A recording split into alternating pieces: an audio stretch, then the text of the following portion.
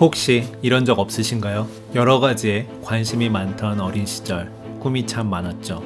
그러나 한 가지만 잘해야 된다는 사회적 분위기 속에 결국 내 안에 다른 재능들은 포기했던 그런 적 없으신가요? 만약 이 영상을 보시는 여러분들이 여러 분야에 관심이 많은 분들이었다면 그것이 주변에서 이야기하고 손가락질하는 단순히 산만하고 이것저것 손대는 사람, 즉 성공과는 거리가 먼 문제의 사람이 아니었다라는 것을 이 영상을 통해 아실 수 있습니다. 여러분들은 폴리매스였던 것입니다. At the end of the preceding lesson, I used the word polymath. It's a word of Greek origin, but rather recent Greek origin. Polymathis, polymath. Well, one was first used around 1620 and polymathia from the 1640s. Both mean having learned much or many things. We also have a related term, Renaissance man. That's a 20th century expression invented by historians to denote the ideal person of the Western Renaissance. Someone, a man of course, who was enormously well-rounded. Again, knowledgeable in many fields, in many things. Historians sometimes identified Leon Battista Alberti, a Florentine philosopher and architect, as the first Renaissance man. But far more often, Leonardo da Vinci was so called. Today, overwhelmingly, Leonardo is considered the archetype of the Renaissance man. But the term Renaissance man remains problematic, being both gender biased and, I would argue, historically misleading. As I have been suggesting to students for decades, the first Renaissance man was really a medieval woman, indeed a Benedictine nun, Hildegard of Bingen. This is a modern representation of Hildegard, but it's not accurate. It's just a teaser. Here's a far more authentic image of Hildegard, painted around 1200, a few years after her death. Here we get closer to the way she really looked. Here's another image of Hildegard from the same period. And the next slide gives us the entire page from that same manuscript. Hildegard was a genius and a polymath. She was a preacher, poet, painter, politician, theologian, and musician, mystical visionary, student of biology, zoology, botany, and astronomy. Yes, Hildegard was all of these. She wrote 3 theological works, which collectively initiated the tradition of female mysticism, a branch of theology that hadn't previously existed. The manuscript on the screen is in Latin, in a beautifully clear script.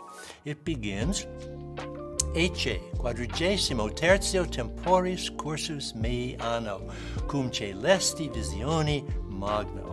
Behold, in the 43rd year of my life, with fear and trembling when I saw the greatest splendor of heaven, and so on.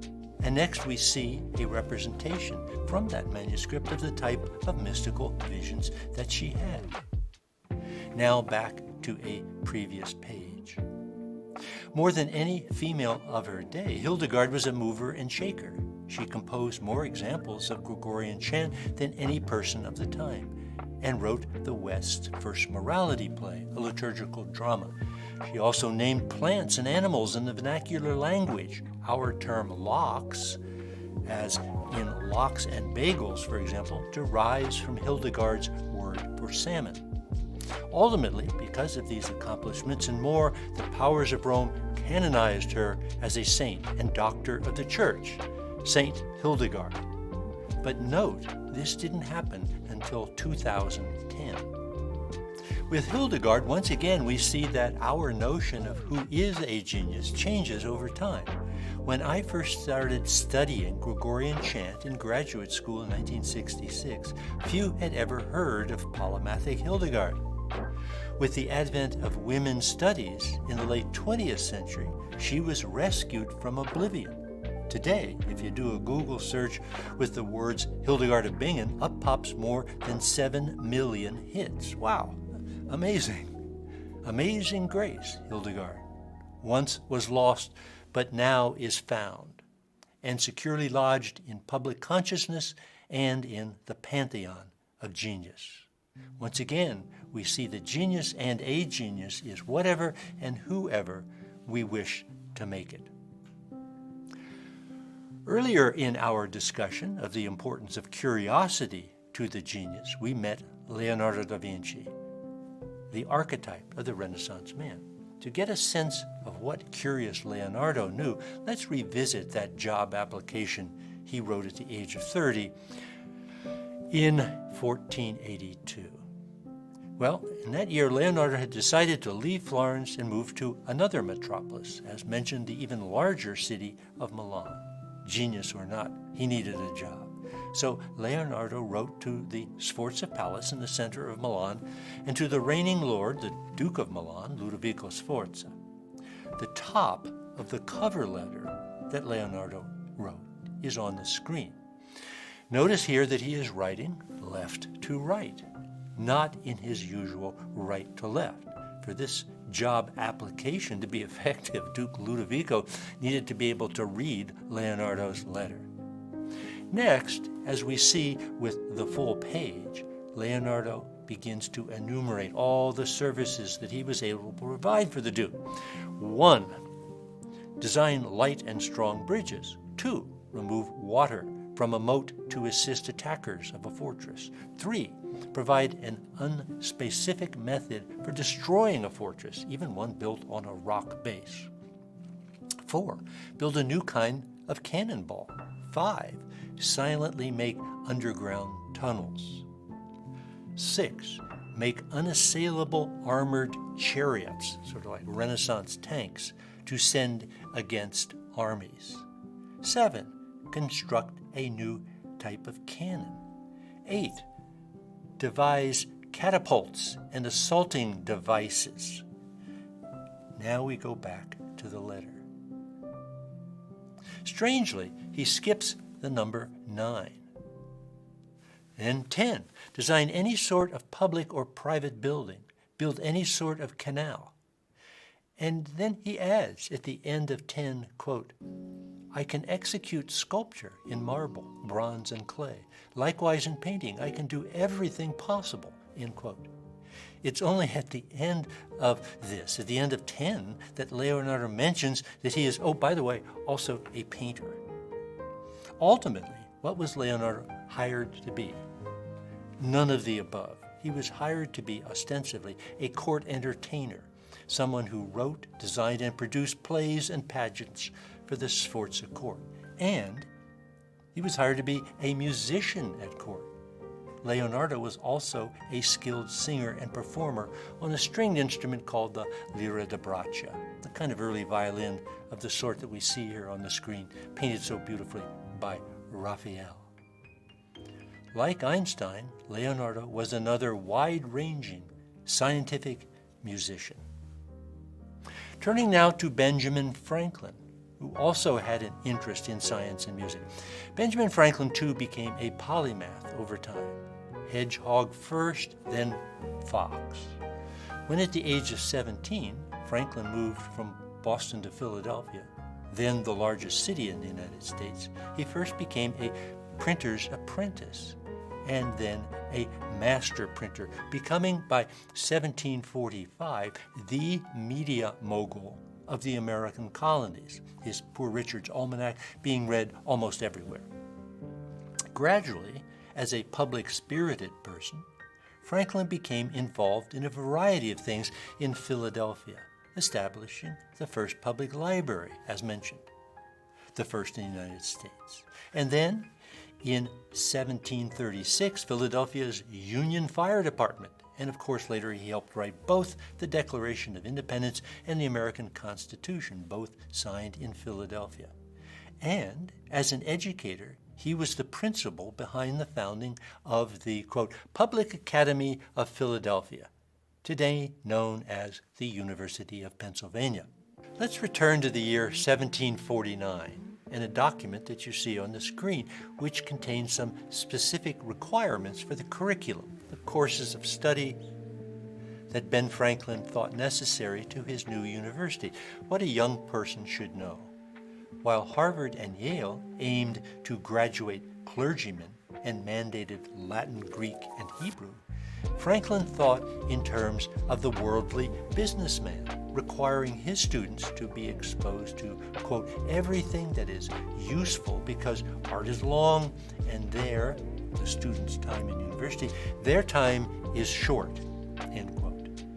Physics, engineering, and economics are front and center as subjects to be studied, and even accounting and farming get some attention. Modern languages, French, Spanish, and German, are required, but not the ancient classical languages. Although Franklin's curriculum was as wide-ranging as is a liberal arts education today, it was also practical, even entrepreneurial. Franklin is aiming for both wisdom as well as riches, as you can see by the emphasis on the screen. Polymath Ben Franklin saw no point in digging deep like a hedgehog just for the sake of depth. If a question had no practical ramification, then it was not worth pursuing. Although he explored diverse interests, physics, astronomy, botany, meteorology, oceanography, and politics, he ultimately arrived at insights with useful outcomes. Here are just a few things Franklin invented or conceived of, things that ultimately had a practical impact on the way people led their lives and thought about the world. If you want to know the ways in which Franklin had impact, why Franklin was and is considered a genius today, consider the list below. The Franklin stove yielded a more efficient means of home heating. Bifocals, why carry two pairs of glasses when one might do? Lightning is electricity and thus the lightning rod. Well, it protected a building and its occupants by channeling bolts of electricity around the structure. The glass harmonica. Both Mozart and Beethoven wrote music for this novel three-octave instrument that Franklin invented. The graduated property tax, assessment not per capita, but on the value of one's property. Swimming flippers, designed to generate more efficient natation. Yes, indeed, Franklin is in the Swimming Hall of Fame. The long arm, or grabber, designed as an aid to reach into high places. The medical catheter, the first urinary catheter used in America. Franklin Gothic type, a font style created by Franklin in 1726. Daylight saving time, sets the clock earlier in the long days and saved candles and now electricity. The phonetic alphabet gives poor spellers a fighting chance with the English language. The nor'easter lets citizens know that these storms are actually coming from the southwest, not the northeast. The Gulf Stream accounts for the more rapid return voyage to England and the need to sail south when heading west, as well as the milder European winters. The public library, as we've seen, the first in America. Phew, an extraordinary range of interests. What about today? Who are the polymathic geniuses of today? Who is changing the world because he or she knows or has learned many things? As Kanye West said, I was never really good at anything except the ability to learn, end quote. Take a minute to think about it. Which polymathic genius, in your opinion, may be changing the world? We can each have our own choices, our own favorites, and it will depend to a degree on who we are and in what cultures we live and what experiences we have had. Think about it.